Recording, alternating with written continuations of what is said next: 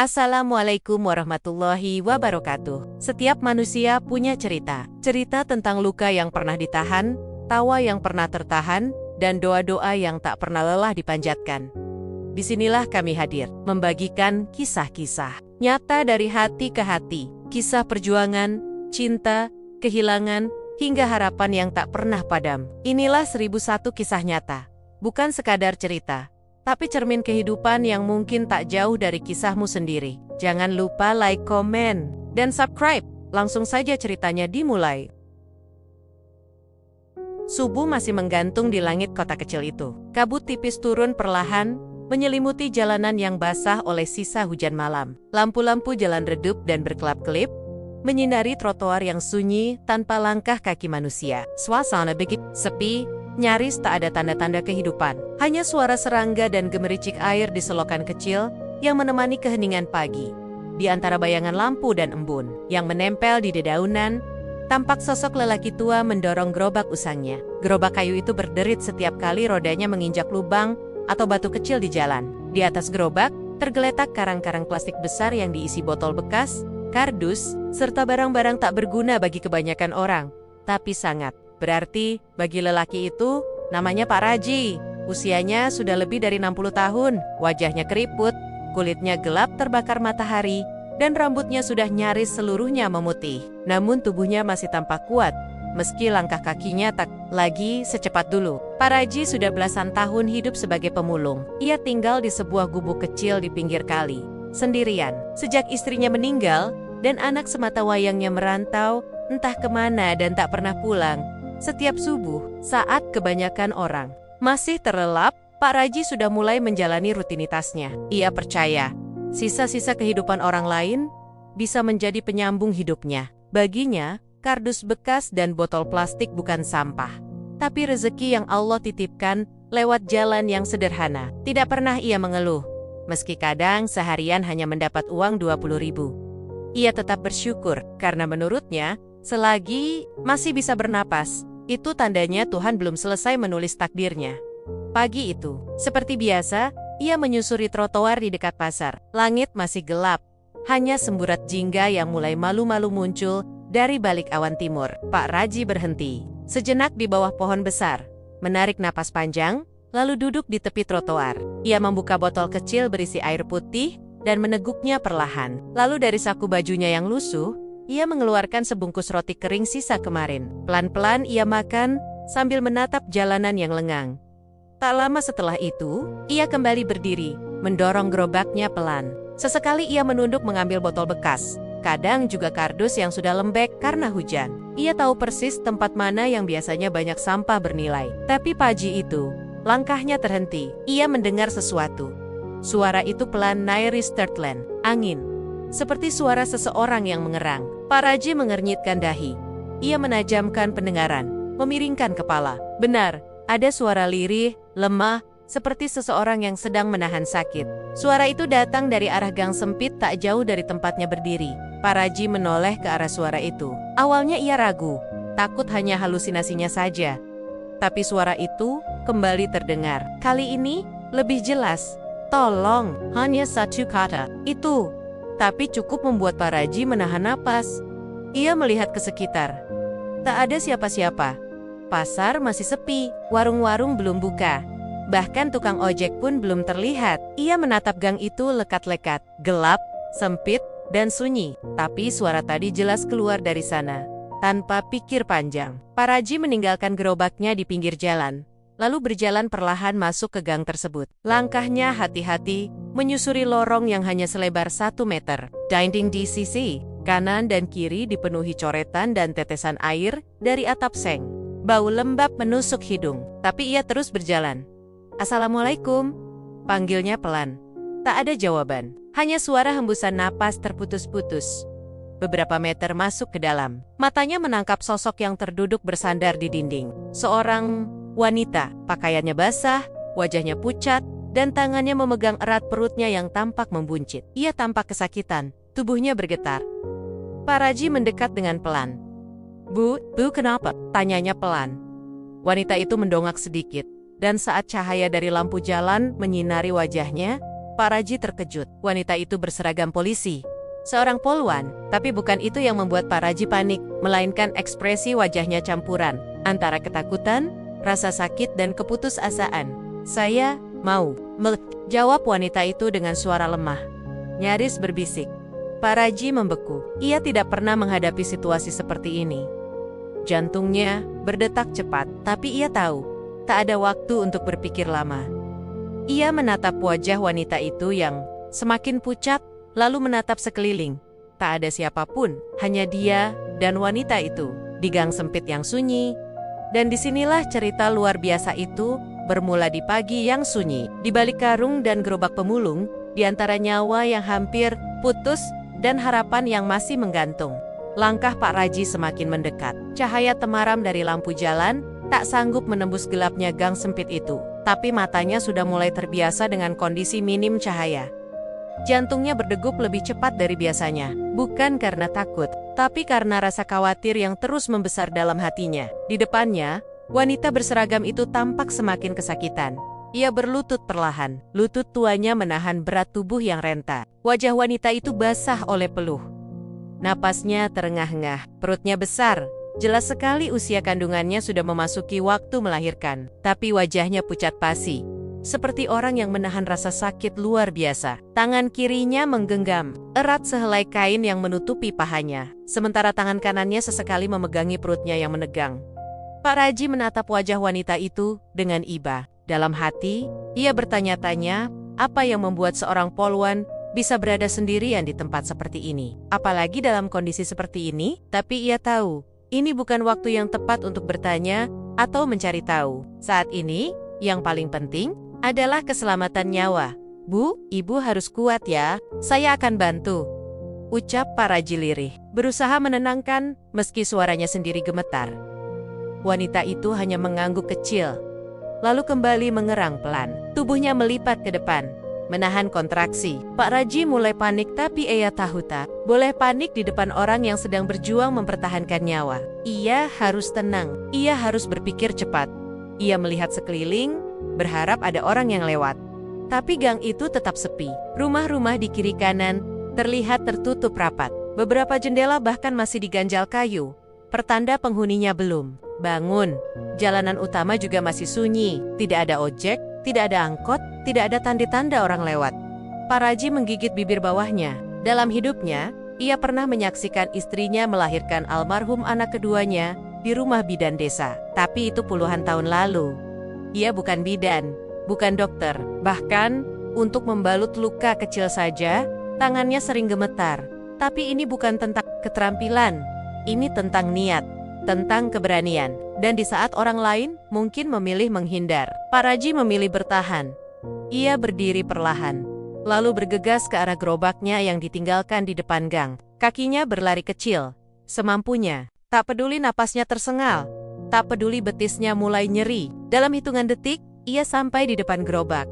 Lalu membalik karang-karang yang ia bawa, meletakkannya di samping jalan. Ia menyisakan ruang kosong di bagian tengah gerobak. Ditariknya satu alas tikar plastik tipis yang biasanya ia gunakan untuk tidur di emperan. Tanpa membuang waktu, ia kembali masuk ke gang, lalu berlutut lagi di hadapan wanita itu. Bu, saya bawa gerobak saya. Kita ke klinik ya, saya bantu dorong. Tenang bu, kita harus cepat, ujarnya sambil tersenyum kecil, berusaha menularkan semangat.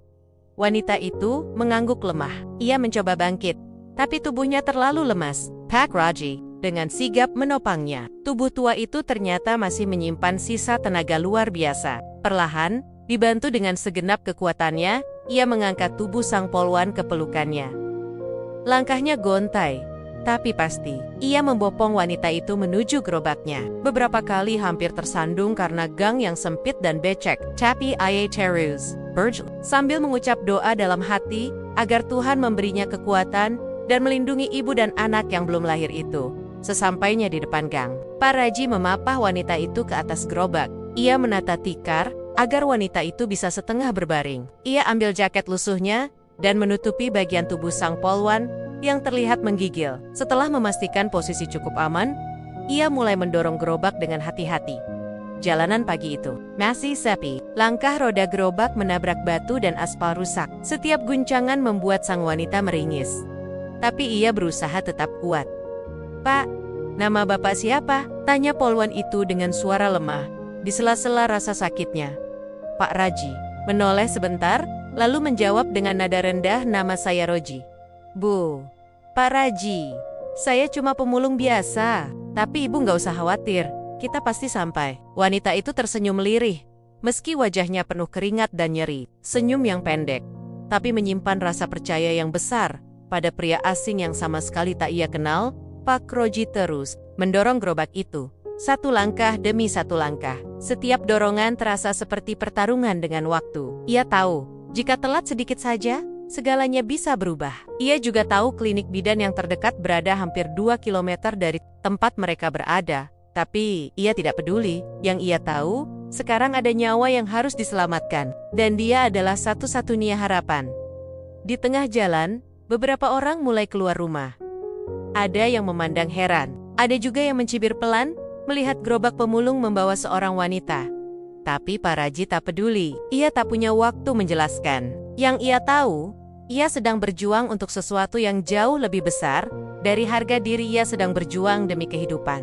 Gerobak terus bergerak, menyusuri gang demi gang, jalan kecil demi jalan kecil. Peluh bercucuran di wajah Pak Raji, menyatu dengan tetes air hujan yang mulai turun rintik-rintik. Tapi ia tidak berhenti.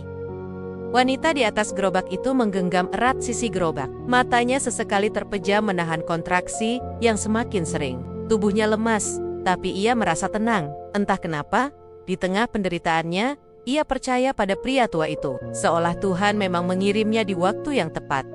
Dan di sanalah mereka, seorang pemulung tua dengan gerobak reotnya, dan seorang polwan muda yang sedang berjuang melawan nyawa. Dua sosok dari dunia yang sangat berbeda, tapi dipertemukan oleh satu hal, kemanusiaan. Langit mulai berganti warna, dari kelabu subuh menuju semburat jingga muda. Matahari belum sepenuhnya muncul, tapi tanda-tanda pagi mulai terasa. Udara masih dingin, sisa embun masih menempel di dedaunan dan pagar rumah-rumah warga. Jalanan mulai terdengar sedikit lebih hidup, meski belum ramai. Tapi, di tengah itu semua, ada satu pemandangan yang tak biasa. Seorang pemulung tua sedang mendorong gerobaknya, menyusuri jalan kecil dengan penuh kehati-hatian. Di atas gerobak itu, seorang wanita berseragam polisi terbaring lemah. Peratnya besar, wajahnya pucat, dan sesekali menggigit bibir menahan sakit yang datang dalam gelombang. Ia akan melahirkan, dan saat itu, satu-satunya yang menemaninya adalah seorang lelaki tua, asing, berpakaian lusuh, yang biasanya dianggap sebelah mata oleh kebanyakan orang. Pak Raji mendorong gerobaknya dengan tenaga yang tersisa. Yushin Yatak, muda lagi, badannya kurus, kulitnya kendur, dan sendi-sendinya sering nyeri. Tapi Peji itu, entah dari mana datangnya, tubuhnya seolah mendapat kekuatan baru. Bukan karena ia kuat, tapi karena hatinya penuh dengan dorongan untuk menolong. Gerobak itu berjalan pelan, namun pasti. Roda kirinya goyah, sering macet saat melewati batu besar atau lubang kecil di aspal. Tapi Pak Raji tidak mengeluh. Sedih. Kali gerobaknya tersendat, ia hentakkan bahunya, mengerahkan tenaga dari lututnya yang rentak, dan mendorong lagi. Sesekali ia menoleh ke atas gerobak, memastikan kondisi wanita yang ia bawa. Wajah sang polwan semakin pucat. Keringat membasahi dahinya. Tangan kirinya memegang erat sisi gerobak, sementara tangan kanan masih melingkar di perut yang tampak semakin menegang. Nafasnya pendek-pendek, dan raut wajahnya menunjukkan bahwa waktu melahirkan sudah sangat dekat. Pak Raji tahu, ia harus segera sampai ke tempat tujuan. Ia tahu, waktu tak berpihak pada mereka. Jarak dari gang tempat ia menemukan wanita itu ke klinik bidan terdekat sekitar 2 kilometer. Bagi kebanyakan orang, itu bukan jarak yang jauh, tapi dengan mendorong gerobak tua di pagi yang sepi. Dengan kondisi darurat seperti ini, 2 kilometer bisa terasa seperti 10 di sepanjang perjalanan. Beberapa warga mulai keluar rumah. Ada yang sedang membuka warung, ada yang menyapu halaman, ada juga yang sekadar berdiri di depan rumah, menyeruput kopi sambil melihat jalan. Tatapan mereka semua tertuju pada Pak Raji dan gerobaknya. Mereka heran, ada seorang pemulung membawa wanita hamil berseragam polisi di atas gerobaknya. Ada yang memandang dengan iba, ada pula yang menatap curiga. berbisik satu sama lain. Tapi tak ada yang datang membantu. Mungkin karena tak paham apa yang terjadi, atau mungkin karena terlalu pagi untuk peduli. Namun Pak Raji tak ambil pusing. Ia sudah terbiasa menjadi orang yang tak dianggap. Dalam hidupnya sebagai pemulung, ia sering dianggap pengganggu, pengotori lingkungan, bahkan terkadang dituduh mencuri hanya karena berada terlalu lama di depan rumah orang. Ia tahu betul rasanya dipandang rendah. Tapi hari ini berbeda. Hari ini, ia bukan sekadar pemulung. Ia merasa bertanggung jawab atas keselamatan seseorang. Di tengah perjalanan, hujan rintik-rintik mulai turun. Rasa dingin makin menusuk, tapi Pak Raji tetap melangkah. Ia melepas jaket lusuh yang ia kenakan, lalu meletakkannya di atas tubuh sang polwan, agar wanita itu tak semakin menggigil. Ia sendiri rela basah. Jaket itu satu-satunya pakaian tebal yang ia miliki, tapi ia tahu siapa yang lebih membutuhkan. Saat ini, wanita itu sempat membuka mata dan menatap Pak Raji.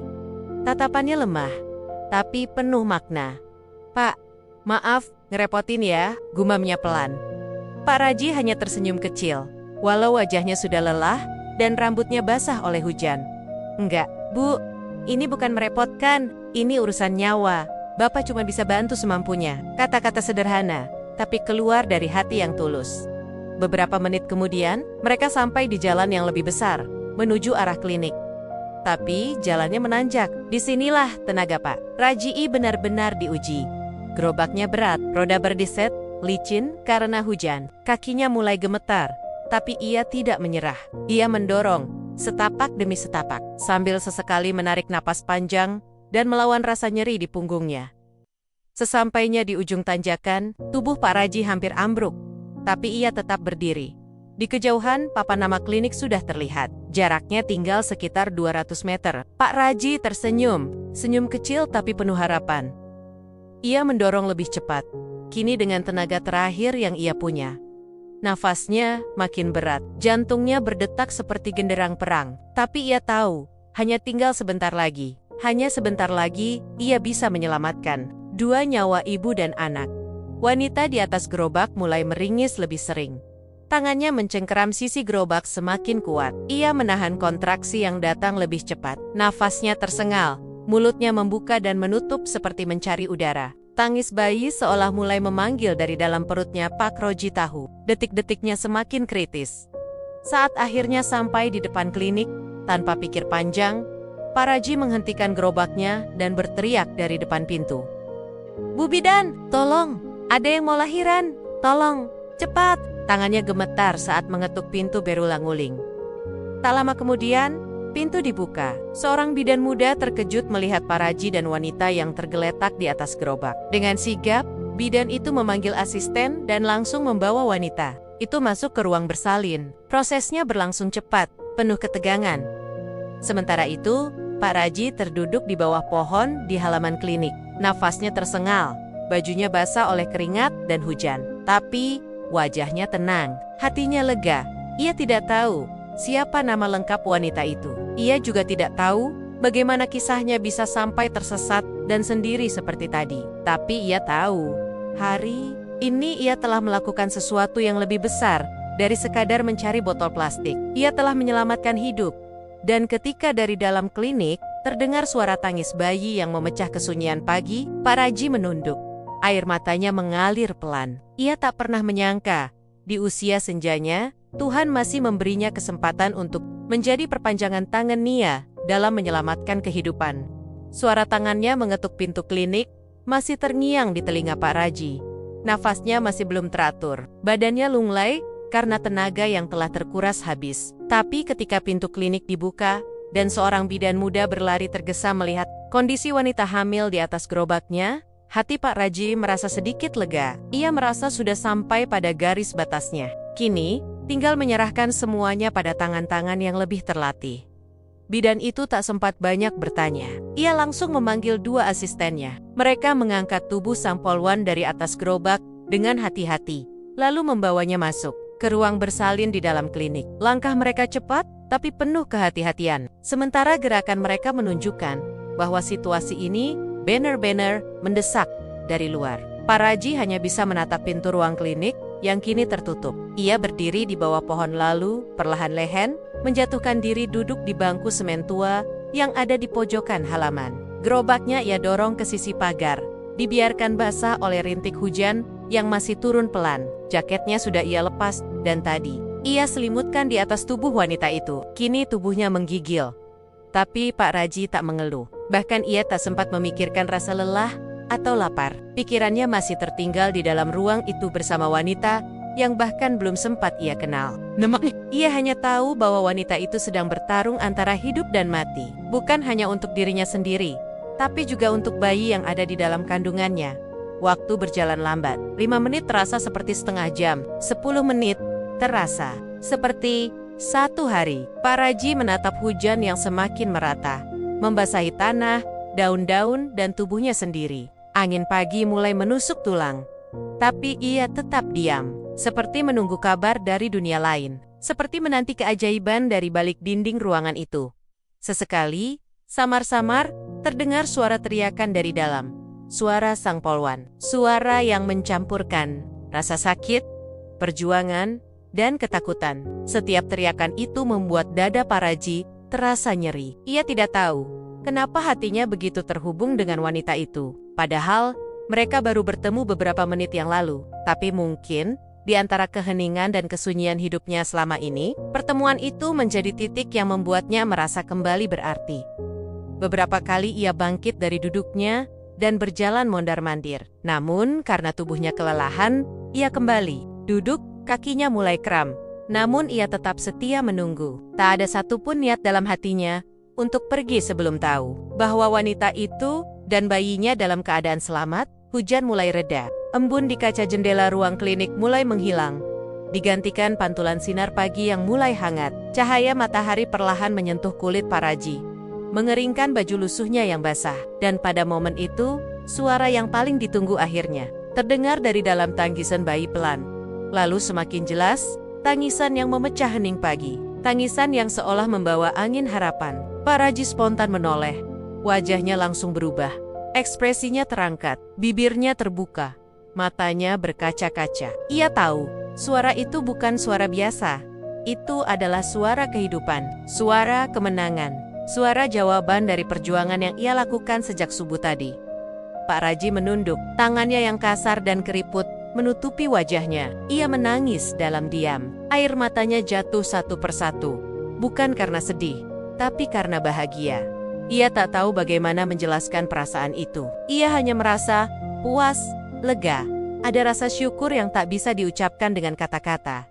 Pintu klinik terbuka beberapa menit. Kemudian, seorang bidan keluar sambil tersenyum, menghampiri Pak Raji. "Pak, terima kasih ya. Kalau bukan karena Bapak, mungkin keadaannya akan berbeda," ujar sang bidan. Pak Raji hanya mengangguk pelan. "Bagaimana, An?" tanyanya dengan suara lirih. "Alhamdulillah, bayi laki-laki, sehat. Ibunya juga sudah mulai stabil, tapi dia masih lemas. Tadi sempat kehilangan banyak darah, tapi sekarang dalam pengawasan. Kami sudah kontak rumah sakit juga untuk antisipasi," jelas sang bidan. Pak Raji kembali menunduk, tangannya terkepal di atas lututnya. Ia menarik napas dalam-dalam, lalu menghembuskannya perlahan. "Syukurlah," gumamnya. Beberapa saat kemudian, sang bidan masuk lagi. Pak Raji tetap di bangku itu, tak beranjak. Ia tak tahu apakah ia boleh. Isaac, ia juga tidak tahu apakah wanita itu masih sadar atau tidak. Tapi yang jelas, ia tak ingin mengganggu. Ia sudah cukup bahagia mengetahui bahwa 2 nyawa yang ia bantu tadi masih bisa hidup. Namun tak disangka, dari balik pintu, sang bidan muncul kembali, lalu memberi isyarat padanya untuk mendekat. Pak Raji sempat ragu, tapi kakinya mulai melangkah pelan menuju ruang klinik. Di dalam, ruangan kecil itu dipenuhi aroma antiseptik. Ranjang persalinan berada di sisi kanan, dikelilingi peralatan sederhana, dan lampu gantung yang mulai padam. Di atas ranjang, sang polwan terbaring dengan tubuh ditutupi selimut tipis. Wajahnya masih pucat, tapi matanya terbuka. Di sampingnya, seorang perawat kecil sedang membersihkan bayi mungil yang baru lahir, membungkusnya dengan kain bersih. Saat mata wanita itu bertemu dengan Pak Raji, ia tersenyum. Senyum lemah, tapi penuh makna. "Bapak, terima kasih," katanya, dengan suara hampir tak terdengar. Pak Raji mendekat. Ia berdiri di sisi tempat tidur, lalu menatap sang ibu dan bayinya. "Alhamdulillah, ibu dan anak selamat," katanya, dengan mata masih berkaca-kaca. Sang ibu memandangi bayinya, lalu kembali menatap Pak Raji. "Kalau bukan karena Bapak, saya mungkin gak akan selamat," lanjutnya. Pak Raji hanya menggeleng pelan. "I attack." Merasa menjadi pahlawan, ia hanya melakukan apa yang menurut hatinya benar. "Bapak cuma bantu semampunya. Semua karena Allah yang nolong," jawabnya pelan. Mereka berdua terdiam, hening. Tapi dalam diam itu, ada getaran hati yang begitu dalam. Dua orang asing yang dipertemukan dalam momen hidup dan mati. Dua dunia yang berbeda, tapi pagi itu mereka menjadi satu. Manusia yang saling menjaga dan menyelamatkan. Dan saat bayi itu mengeluarkan tangisan kecilnya lagi, Pak Raji merasa seperti mendengar suara masa depan. Masa depan yang belum tentu ia alami, tapi ia telah menjadi bagian dari awal perjalanan hidupnya. Matahari pagi perlahan merayap naik, menyinari geng-geng kecil dan tumpukan kardus bekas yang sudah mulai mengering setelah semalam diguyur hujan. Bau tanah basah, aroma sampah yang mulai menua, dan embusan angin pagi menyatu menjadi satu lukisan khas pinggiran kota yang sunyi, tapi penuh cerita. Di balik sebuah lapak kecil beratapkan terpal sobek, tampak seorang lelaki tua sedang memisahkan botol plastik dan kaleng bekas. Tangannya lincah, meski kulitnya keriput dan kukunya penuh sisa tanah. Ia menyanyikan lagu daerah pelan-pelan, seperti kebiasaan setiap paginya. Itulah Pak Raji, sosok pemulung sederhana yang kembali pada rutinitasnya. Tidak ada yang berbeda pagi itu. Seolah tidak ada yang istimewa yang terjadi sehari sebelumnya. Seolah tidak ada momen genting yang ia lewati bersama seorang wanita berseragam dan anak yang ia bantu lahirkan ke dunia. Tak satu pun orang tahu, dan Pak Raji pun tak merasa perlu menceritakannya. Ia tak membawa cerita itu ke warung kopi. Tak mengulang kisah itu kepada tukang becak di ujung jalan, ataupun kepada pemulung lain yang biasa melintas di jalurnya. Baginya, menolong adalah bagian dari hidup, sama seperti mengais botol plastik atau menyusun kardus. Tak perlu dirayakan, tak perlu dipamerkan. Pagi itu, ia menyapu depan lapaknya, lalu kembali menyusun karung bekas yang masih bisa dipakai. Di pojok, ada satu jaket lusuh yang masih basah. Itu jaket yang kemarin ia gunakan untuk menyelimuti tubuh wanita yang sedang melahirkan. Ia angkat perlahan, lalu dijemur di pagar bambu. Meskipun warnanya sudah tak jelas lagi antara coklat dan abu-abu, perutnya mulai berbunyi. Pak Raji duduk di atas batu besar, membuka bekal kecil yang dibungkus dengan kertas koran. Nasi sisa semalam dengan sebutir telur rebus. Ia makan perlahan, menikmati setiap suap si kenakan itu adalah santapan di meja restoran bintang 5. Tak ada keluhan, tak ada protes. Yang ada hanya syukur dalam hati, bahwa hari ini masih bisa makan dan mengisi perut. Sesekali, pikirannya melayang pada wanita yang ia tolong kemarin. Ia bertanya-tanya, bagaimana kondisi wanita itu sekarang? Apakah sudah dipindah ke rumah sakit yang lebih baik? Apakah anaknya sehat dan kuat? Tapi semua pertanyaan itu hanya singgah sebentar, lalu menghilang begitu saja. Ia tidak punya akses untuk mencari tahu. Ia tidak tahu namanya, tidak tahu alamatnya. Bahkan, namanya sendiri mungkin tidak sempat ditanyakan oleh wanita itu. Dan itu bukan masalah. Baginya, tugasnya sudah selesai. Pak Raji lalu kembali menarik gerobaknya ke arah pasar lama. Di sana, seperti biasa, ia menyusuri jalur belakang toko, mencari sisa-sisa kardus yang dibuang. Orang-orang melewatinya tanpa menoleh. Seperti biasa, seperti tidak pernah terjadi apa-apa. Tapi itu juga bukan hal baru bagi Pak Raji. Ia sudah terbiasa menjadi tak terlihat. Namun di tempat lain, tepatnya di dalam kantor kecil di markas kepolisian sektor setempat, seorang wanita dengan wajah pucat sedang duduk di kursi roda. Tangannya menggenggam erat selimut yang membalut bayinya. Wajahnya lelah, tapi matanya menyiratkan tekad. Ia adalah Ayu, pahlawan muda yang kemarin diselamatkan oleh Pak Raji. Ayu masih ingat jelas wajah pria tua itu. Rambutnya yang sudah memutih, jaketnya yang usang, dan mata teduhnya yang tak pernah berhenti menatap dengan keikhlasan. Ia terus menceritakan ulang kejadian itu kepada komandannya, menyebutkan bahwa pria pemulung itulah yang menyelamatkan nyawa dirinya dan anaknya. Kalau bukan karena beliau, saya mungkin tidak akan ada di sini. Anak saya juga belum tentu sempat lahir dengan selamat, ujar Ayu pelan. Komandan polisi yang mendengarkan cerita itu tak bisa menyembunyikan keterkejutannya. Jarang ada kasus di mana seorang pemulung, seseorang yang seringkali dipandang sebelah mata oleh masyarakat, bertindak lebih manusiawi daripada banyak orang yang hidup dalam kenyamanan. Ayu kemudian meminta agar pihak kepolisian mencari tahu siapa pria itu. Ia mencoba mengingat kembali nama klinik tempat ia melahirkan. Dengan bantuan seorang perwira, mereka menghubungi klinik tersebut dan mendapatkan data yang tertulis di buku catatan pasien darurat, nama, Rajii, usia, kira-kira 65 tahun, pemulung. Tidak ada KTP, tinggal di lapak pinggir rel, dekat Pasar Lama. Itu saja informasi yang didapat. Tapi bagi Ayu, itu sudah cukup untuk memulai pencarian. Sementara itu, di sudut Pasar Lama, Pak Raji baru saja selesai menjual karung plastik ke pengepul. Ia mendapat Rp28.000. Ia tersenyum. Meskipun angka itu tak seberapa, ia masih bisa membeli beras sekilo dan beberapa bungkus mie. Ia merasa hari itu cukup baik. Pak Raji lalu duduk di bawah pohon rindang, membuka botol air, minum dan meneguk perlahan. Ia menatap langit yang mulai cerah. Awan bergeser pelan-pelan, dan angin membelai wajahnya. Tak ada satupun yang memberitahu bahwa hidupnya akan berubah.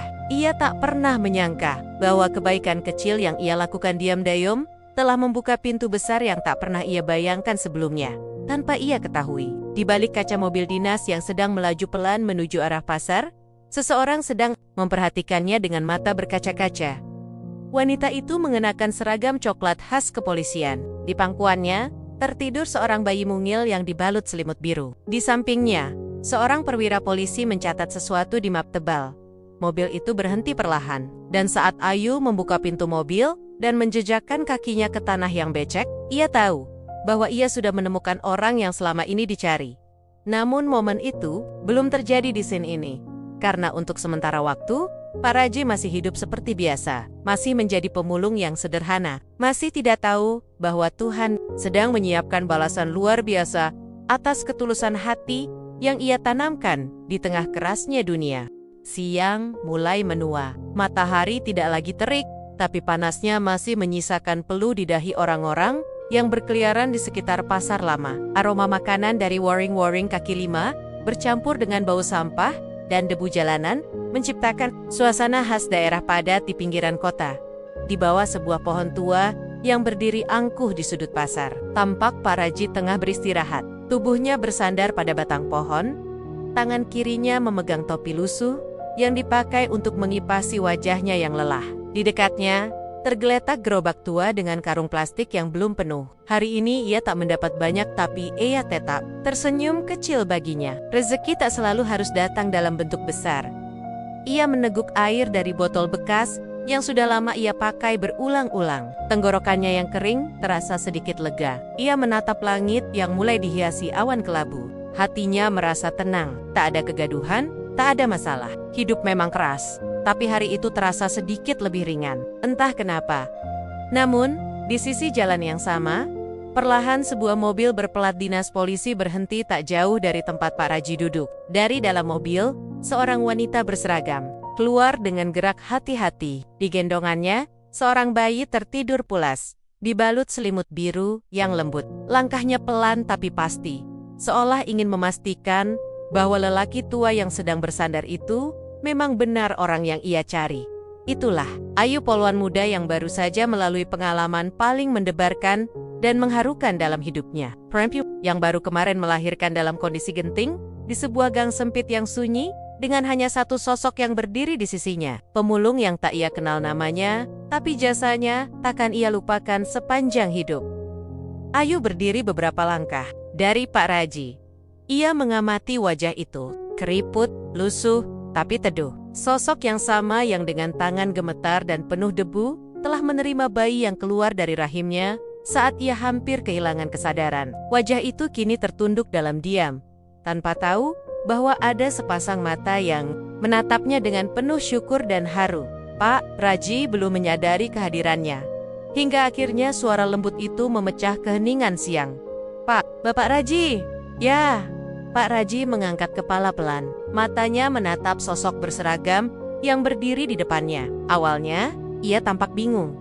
Lalu perlahan, ekspresi terkejut muncul di wajahnya. Ia mengenali suara itu, dan wajah itu, ibu. "Yang kemarin, di gang sempit itu," ucap Pak Raji terbata-bata. Ayu mengangguk sambil tersenyum. Senyum yang ditahan-tahan agar tak pecah menjadi tangis. "Yah, Pak, saya. Ayu Polwan yang Bapak tolong waktu itu. Ini anak saya," ujarnya sambil menunduk melihat bayi di pelukannya. Pak Raji terdiam.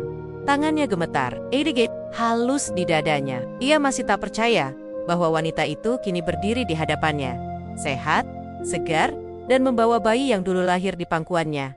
"Alhamdulillah, anaknya sehat, ya Bu?" katanya dengan suara parau. Ayu mengangguk cepat. "Pak, berkat Bapak. Kalau bukan karena Bapak saya nggak tahu apa yang terjadi." Tangis mulai mengalir di pipi Ayu. Ia tak bisa menahan perasaan haru yang menyesakkan dada. Ia tahu, hari itu adalah hari yang harus diingat sebagai titik balik dalam hidupnya. Dan orang di depannya pemulung yang dulu mungkin tak pernah ia lirik adalah pahlawan sejatinya. Ayu duduk di sebelah Pak Raji. Tak peduli betapa lusuhnya tempat itu. Ia meletakkan bayi di pangkuannya agar Pak Raji bisa melihat lebih dekat. Bayi mungil itu menguap pelan, matanya bergerak di balik kelopak yang masih tertutup. Pak Raji menatap bayi itu dengan mata berkaca-kaca. Ia menyentuh pipi bayi itu dengan ujung jari. Begitu pelan, seperti menyentuh sesuatu yang rapuh dan suci. Tak ada kata-kata, hanya keheningan yang syarat makna. "Nama anak saya beri nama Raji. Saya ingin dia tumbuh dengan hati seperti Bapak, ikhlas, tulus, dan penuh kasih," ucap Ayu lirih. Pak Raji menutup mulutnya dengan tangan. Matanya basah. Ia tak pernah membayangkan akan ada manusia yang memberi nama anaknya dari namanya sendiri. Ia hanya seorang pemulung, tak punya apa-apa, tak dianggap siapa-siapa. Tapi hari itu, hidup memberinya satu hadiah yang tak pernah ia minta. Ayu lalu membuka tas kecil yang dibawanya. Ia mengeluarkan sebuah amplop coklat dan menyerahkannya kepada Pak Raji. "Pak, ini sedikit dari kami. Saya dan keluarga besar kepolisian sangat berterima kasih. Tolong diterima ya Pak, ini bukan imbalan. Ini ungkapan terima kasih dari hati kami." Pak Raji menatap amplop itu, lalu menatap Ayu. Tangannya ragu-ragu menerima. Ia tak pernah berharap imbalan. Ia tak tahu berapa isinya. Dan ia juga tak mau bertanya. Tapi Ayu menggenggam tangannya dengan erat, meyakinkan bahwa itu bukan bentuk balas budi, melainkan bukti bahwa kebaikan tidak pernah sial-sial. Akhirnya, Pak Raji menerima amplop itu dengan tangan gemetar. "Ampun ya Allah, saya nggak tahu harus..." "Tolong Pak," katanya pelan, nyaris berbisik. Ayu tersenyum. "Cukup doakan anak saya Pak, biar kelak dia bisa punya hati seperti Bapak." Sore itu, dua dunia yang biasanya tak pernah bertemu, akhirnya bersilangan. Dunia seorang pemulung yang hidup dari sisa, dan dunia seorang polwan yang mengabdi kepada negara. Tapi dalam pertemuan itu, tak ada status, tak ada kelas sosial, hanya ada kemanusiaan, hanya ada hati yang saling menghargai. Mobil Ayu pun kembali melaju meninggalkan pasar lama. Tapi di dalam hati Pak Raji, ada sesuatu yang berbeda. Hari itu, ia tidak hanya membawa karung berisi plastik bekas. Ia membawa harapan, ia membawa nama, ia membawa cerita yang akan hidup lebih lama dari umur gerobaknya, dari rapuhnya kakinya, bahkan dari sisa hidup yang ia miliki. Dan ia tahu, hidupnya tak lagi sama. Beberapa bulan telah berlalu sejak hari itu, hari di mana seorang pemulung bernama Pak Raji menerima kejutan terbesar dalam hidupnya. Sejak pertemuan dengan Ayu dan pemberian uang sebagai tanda terima kasih, hidup Pak Raji perlahan-lahan berubah arah. Kini, gerobak tuanya tidak lagi terlihat di pinggiran jalan atau lorong pasar.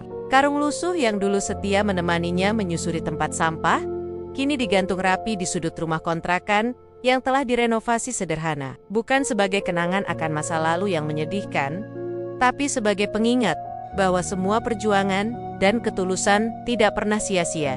Di pinggiran pasar yang sama, di mana dulu Pak Raji biasa duduk beristirahat di bawah pohon tua, kini berdiri sebuah warung makan kecil. Warung itu sederhana, berdinding triplek namun bersih, dengan papan nama bertuliskan Warung Sedekah Pak Raji. Di depannya, ada meja panjang dengan beberapa bangku plastik. Aroma masakan rumahan tercium dari dapur terbuka yang berada di belakang. Setiap hari, Pak Raji bangun lebih pagi dari biasanya, bukan lagi untuk memulung, melainkan untuk menyiapkan bahan makanan. Ia dibantu oleh dua orang pemuda, yang dulunya adalah anak-anak jalanan di sekitar pasar. Anak-anak yang dulu biasa mengamen atau sekadar berkeliaran tanpa tujuan, kini mengenakan celemek dan topi kecil, belajar memasak, belajar melayani, dan lebih dari itu, belajar bermimpi. Pak Raji tidak hanya membuka warung untuk mencari keuntungan. Setiap hari Jumat, ia menyediakan makan gratis bagi siapapun yang membutuhkan. Tanpa syarat, tanpa pertanyaan, tak peduli apakah mereka pengemis pemulung lain, atau hanya orang yang kebetulan lapar tapi tak punya uang. Siapa saja boleh duduk, makan, dan pulang dengan perut kenyang, serta hati yang hangat. Wajah-wajah yang dulu hanya melihat Pak Raji dengan tatapan sinis, kini menyapanya dengan hormat. Ia tidak berubah menjadi orang kaya yang sombong. Pakaian tetap sederhana. Topi tuanya masih ia pakai kadang-kadang. Ia tetap menunduk saat menyapa orang lain. Tetap tersenyum dengan mata yang menyipit penuh kehangatan. Suatu siang, saat warungnya sedang ramai, sebuah mobil berwarna putih berhenti tak jauh dari sana. Dari dalamnya, turun seorang wanita berseragam, membawa seorang bayi yang kini tampak lebih besar dan sehat. Ayu datang lagi. Kali ini tanpa keributan, tanpa rombongan. Hanya ia dan buah hatinya. Pak Raji yang sedang mengaduk sayur di dapur, segera keluar begitu. Mendengar suara khas itu, "Pak Raji?" seru Ayu sambil melambaikan tangan. Wajah Pak Raji langsung berseri. Ia menghampiri Ayu, lalu mencium kening bayi yang tertawa lepas dalam pelukan ibunya. Bayi itu, bayi kecil yang ia selamatkan malam itu, kini tumbuh menjadi anak yang ceria dan diberi nama yang terinspirasi dari dirinya sendiri. "Aduh, udah makin besar aja nih si kecil," ujar Pak Raji sambil tersenyum. Matanya berbinar. "Namanya Raji, Pak. Seperti janji saya dulu. Semoga dia punya hati seperti Bapak," jawab Ayu lembut.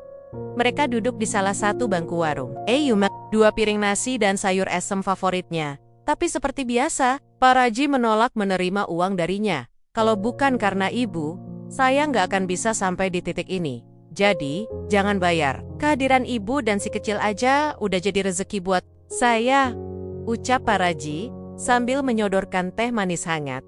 Ayu tertunduk haru. Ia tahu, Pak Raji bukan hanya menolongnya dalam kondisi darurat, tapi juga mengajarkannya sesuatu yang lebih dalam tentang ketulusan yang tidak mengenal status, tentang keberanian menolong tanpa pamrih, dan tentang betapa luar biasanya hati seseorang yang sering diabaikan oleh dunia. Di sekeliling mereka, beberapa pelanggan warung memperhatikan dengan kagum. Cerita tentang Pak Raji sudah tersebar kemana-mana. Banyak yang datang bukan hanya karena ingin makan, tapi ingin melihat langsung lelaki tua yang menjadi inspirasi banyak orang di waktu senggang. Pak Raji sering duduk di depan warungnya, membaca buku-buku kecil yang ia beli dari toko loak. Ia belajar mengeja, menulis namanya sendiri dengan rapi, dan bahkan kadang menulis surat untuk anak-anak yatim yang ia bantu sekolah. Sisa uang pemberian Ayu tidak ia hamburkan. Ia sisihkan untuk membantu membayar biaya pendidikan anak-anak jalanan yang kini punya mimpi jadi guru, polisi, bahkan koki. Hidup Pak Raji memang berubah, tapi yang paling berubah bukan hartanya, melainkan makna hidup yang kini ia rasakan sepenuh hati. Dari seorang pemulung yang dipandang sebelah mata, ia kini menjadi sosok panutan. Namun bagi dirinya sendiri, ia tetap Pak Raji yang sama, lelaki tua yang percaya bahwa setiap kebaikan, sekecil apapun, akan kembali pada waktunya. Dan di malam hari, sebelum tidur, ia sering menatap langit dari balik jendela kamarnya yang mungil. Ia tersenyum sendiri, mengenang malam itu. Malam di gang sempit, malam ketika ia hanya berniat menolong. Namun takdir justru membalasnya lebih dari yang ia kira. Sambil menarik selimut tipis, ia bergumam pelan, "Terima kasih ya Allah." Ternyata, dari karung lusuh pun bisa muncul berkah yang tak terduga.